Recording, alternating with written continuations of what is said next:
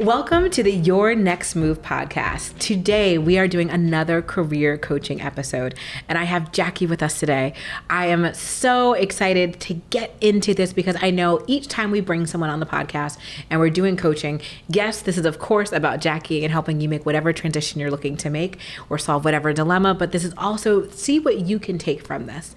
I know that every situation, many times we think that our careers are so different, that the situation we have is so unique that no one's ever experienced it.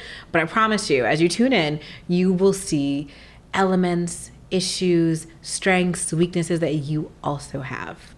So with that, Jackie, please introduce yourself. Hello. Hi, Kimberly. How are you? I am fabulous. How are you? Great. It feels so nice sitting next to you, and I'm really excited what you're going to give me. What gifts am I going to get out of this today? Because I just have a good feeling about it. Good. My name is Jackie Janiec. Mm-hmm. I am VP of Marketing for a family-owned and operated eyewear company. Mm-hmm. I've been in the industry now 22 years, and it's like one of those industries where once you get in, you don't get out. It's like that kind of thing. You're in there for a year or you're in there for life, right? Got it. So lately, I've been labeled the lifer. And I'm like, no. How long have you been at this company? 17 years. Got it. Right. Okay. So started as when I thought was a baby. And, had a few promotions here and there, but I think I just got really comfortable and I liked the family element of it. Okay. Where you felt like you were part of the owner's family, right? Got it. And everybody was new. But the thing is, everybody knew your biz. Everyone knew everything. So I've been doing that for 17 years and also a bit on the side. I started a podcast called Beyond Small Talk. Yes. Real Women, Real Conversations, Elevating Womankind, one talk at a time. Yes. Little plug. And also holding women's circles. Got it. Yes. A women's circle who I've also been a part of back in 2014 as well. Yeah. So very familiar with your work. Yes. Yeah. So what is going on in your career right now? So now I'm in the season of, I'm 46. I'm in perimenopause. So that has some side effects at work. The sweats, I have to close my office door sometimes because, yes, I breathe and I use a lot of our tools, take out of my toolkit to bring myself down. But I just feel very unfulfilled. It feels mundane. It's I can do my work with my eyes closed. And while some people may look at my job and say, that seems great, I work with celebrities, but it's still unfulfilling. Yes, that's maybe 20% of my time. Mm-hmm. But the rest is just, I do the same thing that I did 17 years ago. I still have that on my job description because that's what happens in a family. They don't really always see you as evolved from oh wait, Jackie used to always take care of that. So you're still, even though you started maybe as an analyst, a coordinator, a manager. So you started as a manager and now you're a vice president and you still have some of those same manager responsibilities. Yes. Did they ever hire anyone below you? Yes. Okay, so some, yes, my bad for not setting those boundaries and passing them on. But there's others where it's here's just a task. Sophia Loren's birthday, I have to order her flowers every year. They're just no, only Jackie could order the flowers. I was really? Only I could order flowers? Even though one of your managers could probably order the flowers just fine. Correct. Yeah. Got it. Okay. So if I were to snap my fingers right now, and I am a fairy godmother of every job experience you've ever wanted, what would you want me to give you? More... I do want to lead. I want to lead and mentor and coach, right? That's what I want to do. Instead of I create flyers and do stupid stuff like that where I'm just I'm over it. I'm done with it. I'm done with the nuances of a family-owned and operated company. So would you want to, so if that's the pie in the sky, me, here you go, Jackie, here you go. So you'd want to lead and mentor and coach for yourself and another company. What would it look like? Yes. Okay. So here's my total dream. I have a picture of it. Do you know Be Luminary? It's a co-working space. Yes. I want to be them. I want to open that. I want to be, what's her name again? Shit. I forget, but it's okay. I know her name. We'll it add will it to the come show to me. notes. It's the perimenopause. I want to be that. Like, I want to open a place like that and have like a hub for women to just come and congregate, community, connection. What is holding you back from working on that?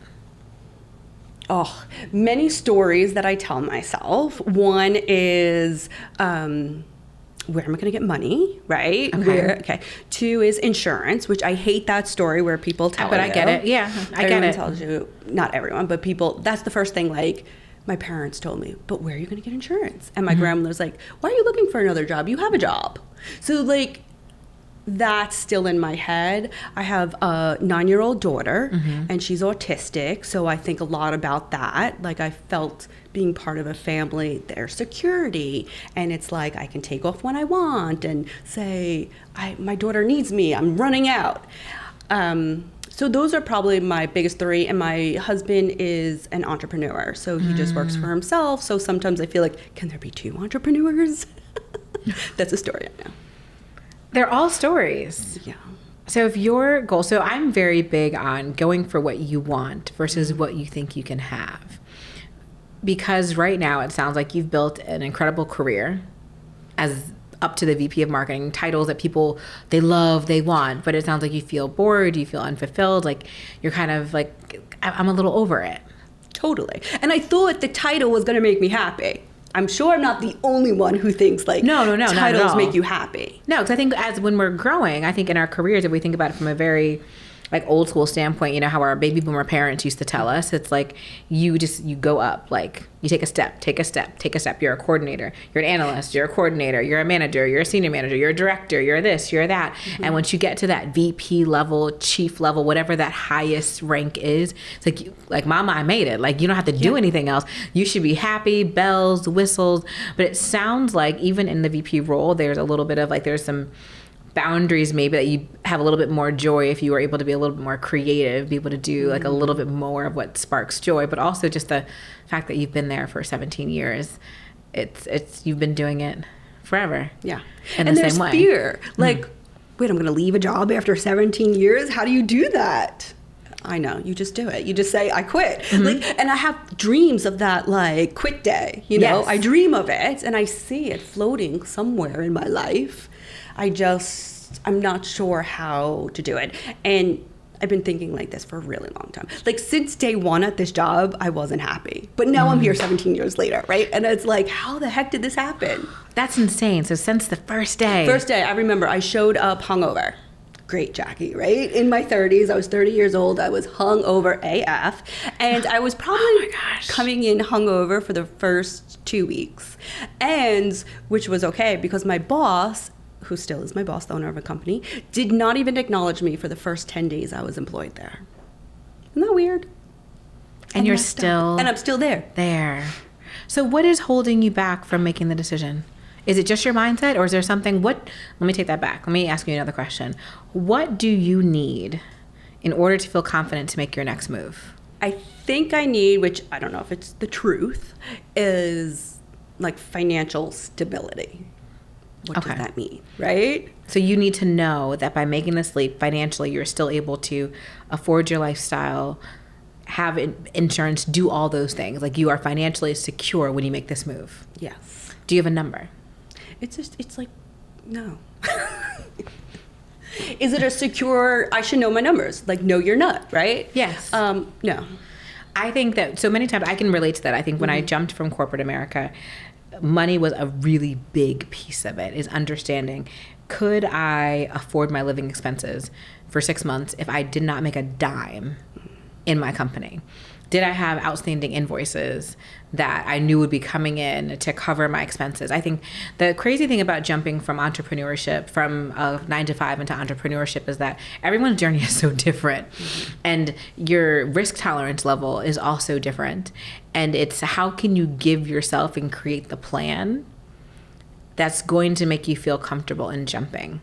And for everyone, that's different. So for you, it's finance. Is there anything else? I think it's also, I have ageism in my head, right? And being a woman and feeling certain ways, like feeling a bit older, mature, And why would anyone want to hire me? I have a bit of that. Like, why now would somebody want to hire me? I guess that goes deeper than finances. Yeah. It does, however, so I can speak to that. However, I want to say that you said the big dream, pie in the sky, no one would be hiring you.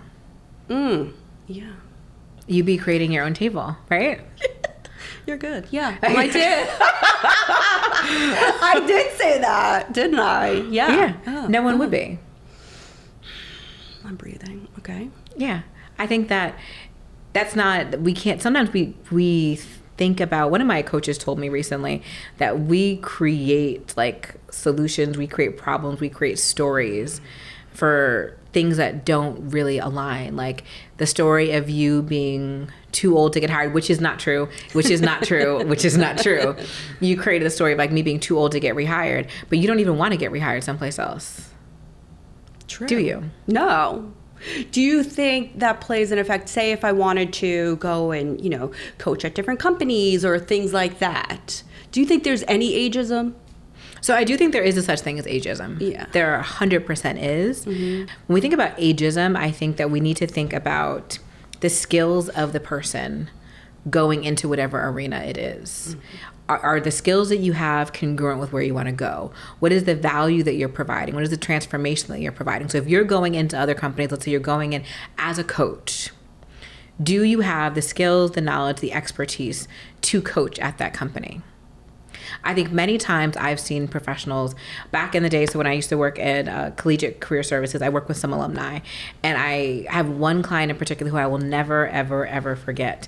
And she was having such a hard time getting hired. Mm-hmm. She was a speech language pathologist, wildly talented. She was in her 40s. However, she presented like she was probably in her 60s from her appearance. And I remember we went through all the resumes, all the cover letters, all the things, and we got down to it, and I was like, let's talk about your appearance. And I asked, like, how do you feel when you go into your interviews? She's like, I don't feel good. Like, I feel like I need to make money. Like, I don't have the clothes. I don't have the things. I don't whatever. And we worked on her appearance. I think this sounds very superficial, which is one of the reasons why I don't even like telling the story. But, like, we dyed her roots. I was like, I don't need you to go get, like, a $500 color job because everybody costs $1 million now in the beauty industry. I need you to go get a box of L'Oreal, whatever. And I need you to, like, go to Walmart or Target and just get, like, a plain black suit and, like, a white top. Or like pick your favorite color top to put underneath, because it was like a very old school structure. She had like the big, like the shoulder pads that were on, and she presented.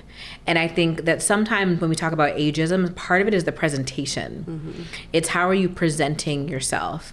Do you have experience working with different generations? What is the language that you're using? Are your skills in alignment? I think that many times professionals who are impacted by ageism, it could be the outward appearance, or it could be lack of alignment in the skills that are needed, the transformation you provide, or people not feeling like you're able to work with different generations. However, I don't think that is you, Jackie. I know. So saying all that to say for the other people, but that's not for you. Valid. Yeah. Valid. Yeah. So, I don't feel like that's me either. I don't. Can I ask you a question? Sure. And we can cut this out if you don't like that I asked it. Do you feel like you are potentially like creating these blockages for yourself to prevent you from moving? Yeah. Okay. It's like that thing where, what if I do it, right? Like, what if I do make it? What if I have to then show up every day, right? And what if I love this, right? Yeah. What if I have to do this more? But yeah, then I have to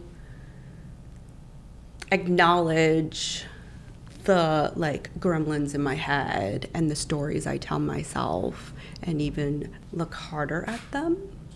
And it kind of, that part scares me more. So what happens what happens if you're wildly successful? Wildly. You have the best co-working space for women in all of New York City. Yeah. Like, we don't know anybody else. Like, we work the wing. Like, we not even go to Soho House no more, okay? Like, we are only at Jackie's spot. Wildly successful. You're on Good Morning America. What happens then? Yeah, I would have to show up for that and be that person. And then I question, am I really her? Am I really her? And then it comes a bit into this whole like perfectionism. Like, what if I mess up? We're all gonna mess up. I know. What if I like, I don't know, revert back to me 18 years ago and show up hungover? Like, what if no, that probably won't happen. Or may, like, what, yes. So drilling down to, looking I think at the question is, do you believe that you can be what you create? I do. Like in me, I do believe it. It's just, what is the noise that's blocking that? I don't know. Then it's the noise that you're creating. Because today you've shared all these stories that aren't in alignment with what you actually want to do. Yeah. Because we can easily solve the problem of ageism and you going to get you could be a CMO someplace. You have the skills, you have the experience. It's just about the positioning, you telling stories, talking about you're doing the applications, building the network, and going forth and doing that. And I know you, so I know you have the network. Okay, you have the network. Yeah. We can make that transition, but that's also not the transition you want to make. Correct. Oh, this is hard. It is. This is hard to do the work. I'm sweating. It is, but I think so many times it's hard to do the work because I think there is a fear of success is like a huge, massive thing. Mm-hmm. And I think we don't talk about fear of success enough. Like, what if I do the thing that I want to do and I'm wildly successful? And I think it doesn't get easier. I think it's just, how are you allowing yourself? I have a quote. I almost want to go like run back to my office and look at it. And it's talking about how like we need to stop trying to not be fearless and focus on building our courage. Like the fear is always going to be there. You're always going to be scared. You're always going to be nervous. Like there's going to be some element of, I don't know anybody who's doing anything great who does not experience fear, doubt, anxiety in whatever way they experience it every single day. But it's how can you on the same side build like your courage muscle to act in spite of, to show up as. And, I do have examples of doing that. Like, yes. I have it in my head where I do those things where I'm like, okay, that took some balls and lady balls. And I did do it, right? Like, I have examples, so it's like, why not now? What did it take for the first time? How did you feel the first time you ever had a paid coaching client? Oh, I remember her. She was very tough, but I loved every second of it. Like, why was it tough? She was, she didn't really want to be there, I don't think, but she was just doing it because it was like a favor for a friend. And it was like, when you're in coaching school, it's like you take like $12, right? Just to do it because you're like, I need the practice and the credit. So she was tough, but she taught me a lot, like on showing up and just being a soundboard, curious and open. I didn't talk much. She talked the whole time. And that was a great lesson to listen. It felt great. Like every time I coach someone, it feels great. When I run the circles, feel great. When I do podcasts, feels great. Like I just showed up online one day during the pandemic. I didn't think twice. And it felt great. It felt, yes. And I still like, after doing these type of things, and I love being coached. I love coaching and I love being coached, right? I have like an energy, like a buzz. So it feels good. I feel like an action's coming. Yeah. So if we know it feels good, why aren't we, what if we take another step? So if we know you have documented results of this feeling good, and if coaching individually on a smaller scale feels so good, why not? Yeah, why not? I put other things ahead of that, right? So I guess now in the phase of, again, I keep saying I'm 46, the child, the relationship, working on the marriage, my mother. Like I put like a lot of other people before that. So it's like, check, can I get Sophie done, work on my marriage today, help my mother who's 80, then me, right? And then I feel quite burnt.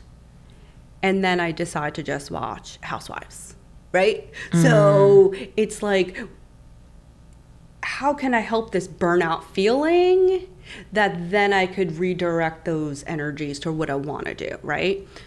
So what is it when you have been the most determined to achieve a goal? What is it that you needed to make sure you stay focused and on the plan?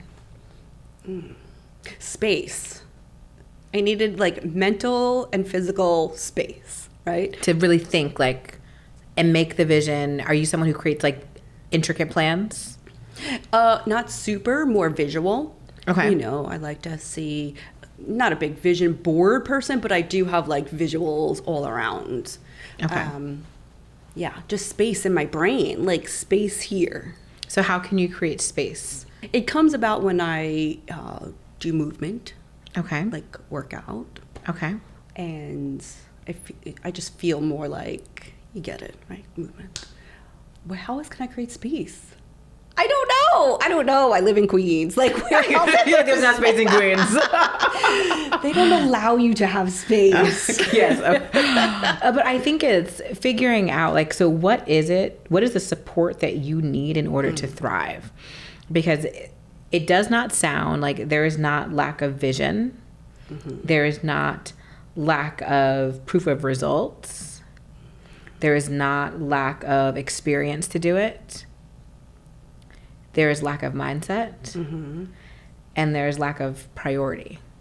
Yes. Mm-hmm. And I don't want to be like a jerk and be like, Jackie, just get to it. Like, sometimes you need that. So I'm that kind of person that sometimes just needs to like a fire lit under my ass, and someone to hold me accountable to say, okay, in 3 days, I'm going to come back to you and tell you, and we'll see what happened. And almost 95% of the time, it will be completed. And maybe that's, if you know that's what is true for you. I know for me, sometimes I've hired coaches to help in those things. And you're a coach and you believe in coaching and you love coaching. Sometimes it's hiring someone to assist and help in that.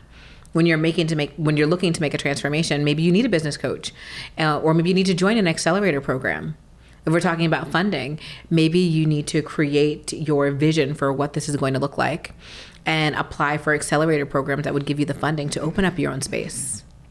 Yeah, I think that's my piece, accountability, right? Someone to hold me accountable. Because thank you for putting that like into 5 phases, like 5 pieces, because I can see it all. Mm-hmm. And you're right, mindset is definitely, and then the space.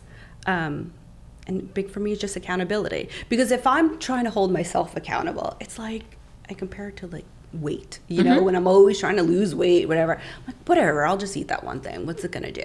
And then just doing that one thing every day, what does it do? We all know what happens, right? And I think that now that you know what it is, it's about how do we make it a priority for you to do? Yeah. For you to do it and for you to execute. Because I think so many times, I think it's one thing to not act because you don't know. But you have the knowledge. And I think the other piece I'll just say, because I want to make sure I give you permission to, like, we don't have to fly and jump tomorrow, right? Mm-hmm. So I believe in closing the gap and like taking steps in the gap. It's like you are a VP right now. We don't need to jump and be like, all right, I'm not saying, Jackie, give me that resignation letter right now. I'm going to email it in, like, job over. No. It's like, what is this transition plan that you need? So I think, yes, plan and put a vision together. But I think one of the things you talked a lot about is needing stability. You have a family, you have other priorities, other responsibilities. It's like, okay, what are the numbers? Like, how much money do you want to have saved up? How much money is it going to take for you to do this venture? What are the phases of the venture? If you want to go hard or go home, go hard or go home. Yeah. Like, do it. Or do you want to go in between? Do you want to like continue to do what you're doing right now and just build up to a point where you have reoccurring revenue? Or you have a program, or you're renting a smaller space versus buying a bigger space. Mm-hmm. Like, there are so many different options. It's just figuring out what is your risk tolerance and what feels best for you. And remember, I think as an entrepreneur, like Issa Rae has this quote that comes out. It's like, entrepreneurship means I did that shit by myself. Like, entrepreneurship also means like you built this. Like, it is what you want. You don't have to create whatever it is in the way that anyone else has done it. A matter of fact, I think something I'm unlearning now is to stop creating things in my company and in my business because other people said to, or because it works for them. Because many times my intuition and my gut is what I need. And when I follow that versus this predetermined whatever, I do much better. That feels freeing that you said that, because I have this picture in my head where it has to be one or the other. Yeah. Right? You're either an entrepreneur or you work 9 to 5. Why can't I have some variation? And you can have both. Right. I could make whatever the frick I want. It's just, I guess. You can move into another role, and I'm just throwing this out there. Excuse me. You can move and be a chief learning officer at another company where you're running L&D programs, learning and development programs. And that would be more aligned to coaching and may bring more joy. Yeah. I throw out lots of things when I'm coaching, only because I don't want you to stick to anything and leave here like, I'm going to go do L&D. Yeah. Like, you could do it at L&D. You could run your own business.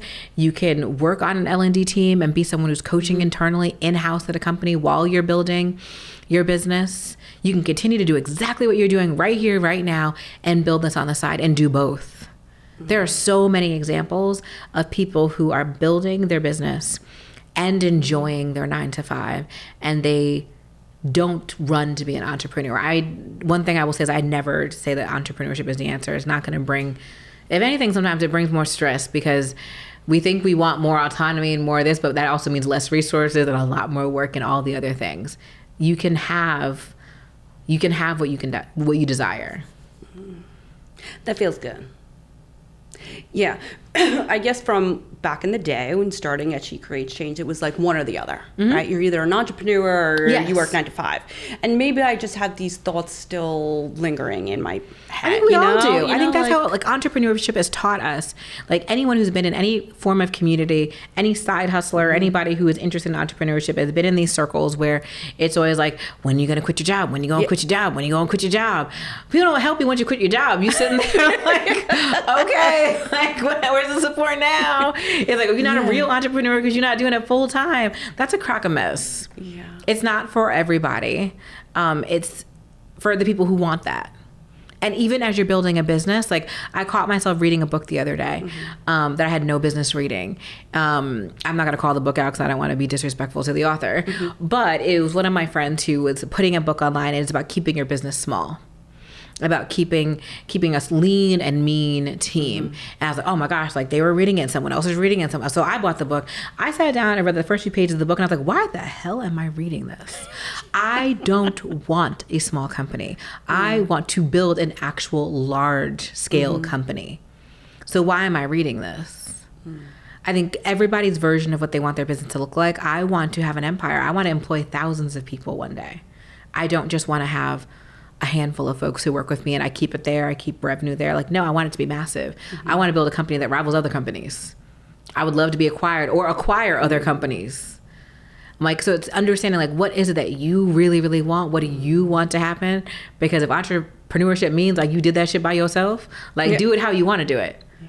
There's no reason to even think about leaving a job or creating another job for yourself, and it's not exactly what you want. We don't need to create something else and put all our energy into something that is a substitute version of what our real dream is. I think you need to sit with it. Again. I do. I'm one of those that need to, like, marinate on things, right? I can tell, and because I know you, and we were in that program together. I think a lot of it is, I think I would challenge you to, like, after today, to kind of really sit, and every single time you think, whether you journal or whether you vision board, it sounds like you need a physical representation of your ideas and your vision. So whatever physical representation that is, start to create that and really ask yourself, every single time you put something down, ask yourself, is this what I really want? Or is it what you think you can have? Is it what you think is reasonable, what you've been told, or what someone else has? Because we don't care what anybody else has. No, we don't care about it. We don't at all. Is this what you really want? And let's go for that and build a plan for what you really want.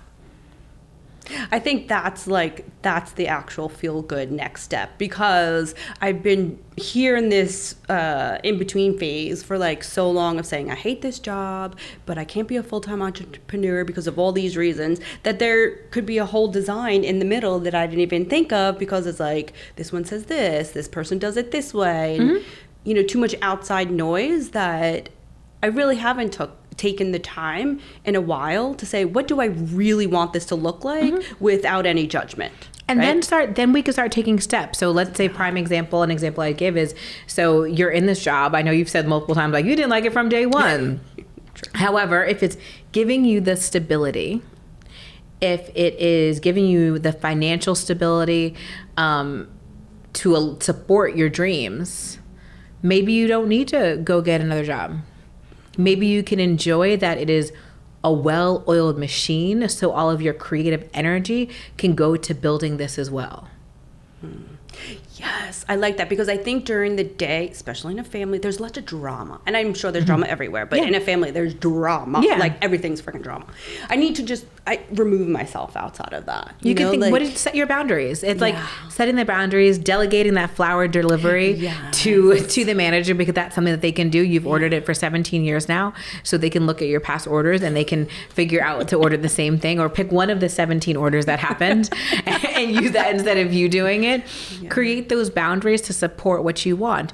Or maybe you want to uplift and you find another role, another organization that sparks joy, that you feel like is going to give you more skills, or just more interesting, whatever it is, while you're still doing this or not. But I think we need to figure out, what does Jackie, at the end of the day, when you lay your head on the pillow, what does Jackie want?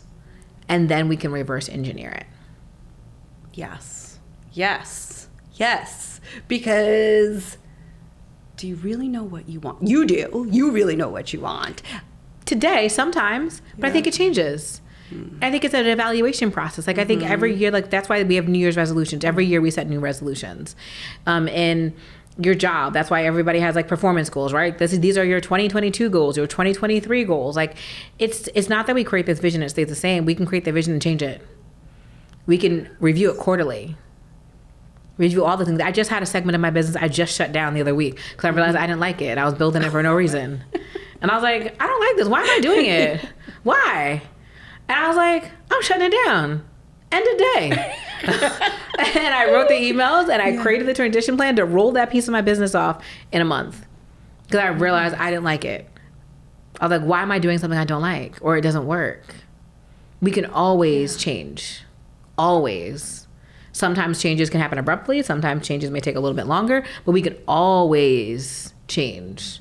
We don't need to be married to a decision that we made. Just because you make a decision today doesn't mean you need to keep that decision. I think with everything, you reevaluate things. I think Tyler Perry, I love Tyler Perry plays. I do not care what anyone says. I love them, especially when Medea breaks down and gives some like really long story after she's been acting crazy and then comes back and tells a story about something. But we talk about seasons and relationships. He has a thing that he talks about, like, and when you're looking at relationships in your life, like, there's different parts of a tree.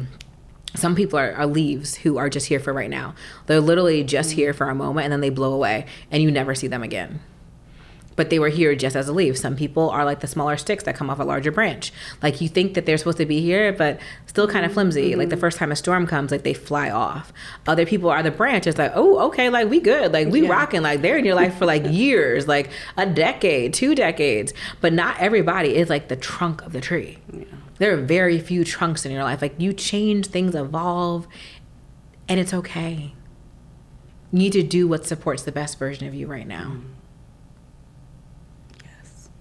I love that. Is there anything else for today? You hit me. I feel that. Thank you. You're welcome. No, thank you. I appreciate that. And it feels good. So anyone out there, you do need this kind of support and coach, and don't do it on yourself. Yeah. On yourself. Don't do it by yourself. Yeah, no. I think think about what you want and let's go for that. Thank you so much. You're welcome, Jackie. I appreciate you coming on. Thank you. I appreciate you. Perfect. So with that, y'all, I normally end and I say the same thing if y'all listen, but I feel like it's appropriate to end with the Manifest Yourself Manifesto, which is, you must believe in yourself and your vision. When you do this, you will manifest the life you desire. Have a great day, y'all. Talk soon.